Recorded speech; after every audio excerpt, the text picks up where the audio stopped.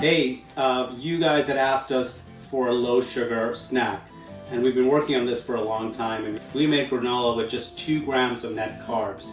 So this granola has no grains in it, it's grain free.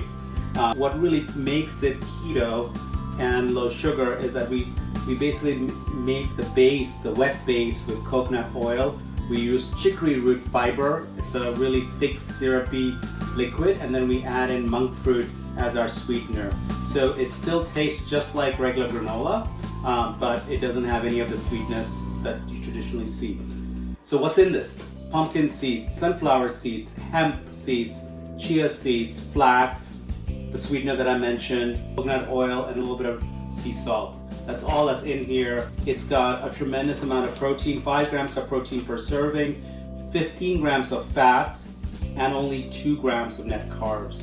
We put this out in 3 delicious flavors: apple cinnamon, we call it sweet and salty, and then this is our dark chocolate sea salt. Give it a shot and let me know what you guys think about it.